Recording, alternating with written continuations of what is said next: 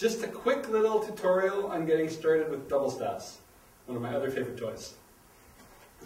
And with your help, I can have more time to play with them again. Okay, ready? Yeah.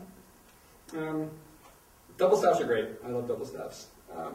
One of the first things I'd recommend is whatever you're using, having one color on one end and another color on the other end. These are the flow staffs from Playpoi. But that helps because when you're using staffs, it's nice to really make it clear which end is which. So when you get into throws and stuff, to sort of try to keep them, the symmetry looks so great when you're playing with them, and it can really help knowing whether you're spinning like this and switching modes and spinning like this. And then you can really tell what you're doing because either the orange ends are passing or the blue ends are passing, and it opens up a lot of opportunities to see how the staffs interact. To get started, I would say, just first really notice how I've got the blue and green on my thumb end, and the orange on my pinky end. And one of the first things with each staff is to break it down to the smallest movement. So the smallest movement is just doing this, where I'm keeping the blue end in front and the orange end behind. Do that either way.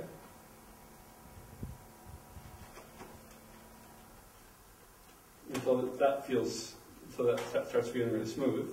Do it up here as well.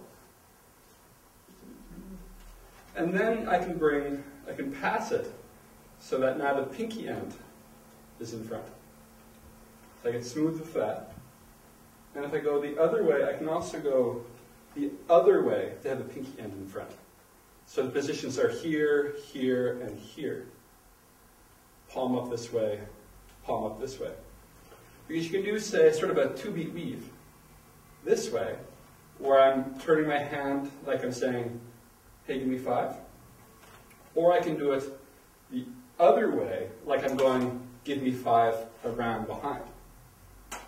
So in either of those positions, I can go into passing the other end, the orange end being in the front. And if you can get really comfortable to have the staff really close to you in this position, and this position, then all of this starts becoming pleasantly flowy. Because in any of those positions, you might do a turn or pass the poi through. And it's nice in each of those positions to be able to just do a couple of these. And just like with poi, how if you break it down to the basics, you start building up different ways. Same with staffs. So if you break it down to those basics, just be able to turn it like this, and like this. And that one's hard up there. Oops. And like that. That you're really exploring sort of the foundation of poi spinning. And once you do that, same thing, in each position, really try to learn to keep your symmetry, and you keep your planes with the staffs. And in this position, and then in this position. And then you'll find that it really becomes easy to keep that symmetry as you're playing.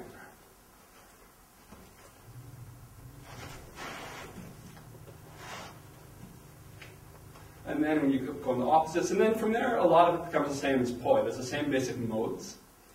And to me, spinning double staffs is a lot like spinning poi. Sometimes I'll imagine these ends are the poi. Sometimes I'll imagine these ends are the poi. And there's always just sort of the opposing end.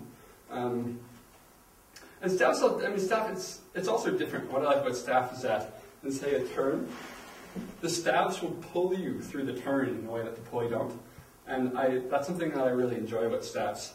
Because if you go like this and you relax, the momentum of the staffs show you where the turn is and kind of how the turn works. And that's really an amazing way to learn how to dance, I think. It's really good to learn finger rolls. So I'd advise learning to do it right from one end and back. Because you can be spinning along and then being able to just let it float in your fingers. Looks really great. People do all kinds of amazing palm spinning. It's also really important, I think, with double staffs to play with modes the same way you play with them in poi. Because sometimes I'll see people playing double staffs and they're only doing same direction in flocking. So they're only doing same direction together time. So the thumb ends are moving together. and they're only doing opposites also in together time. So they're playing like this, or they're playing like this for the basic spin. And a lot of things open up if you can switch between this mode, and just like poi, certain kinds of movements and ways of moving will be natural if you're flocking, but as soon as you open into chasing, so now instead of going like this, go like this, then other ways of moving your body and the toys will become kind of natural. And then basically, I think it's good to do the same thing in the beginning. You can make these ends pass, or you can make these ends pass, or you can,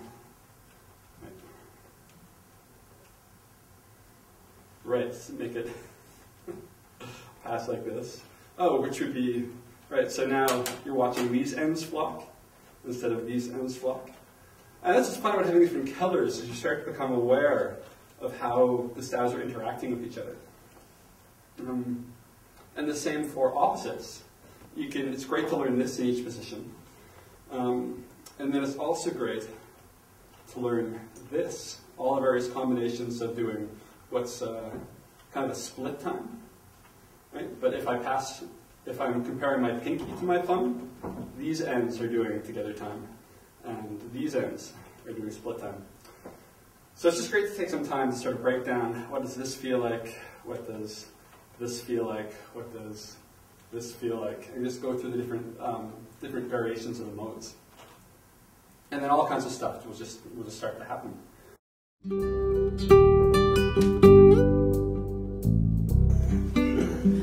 Great, so, and that's what you really need to know about spinning double stabs. So, good luck and enjoy.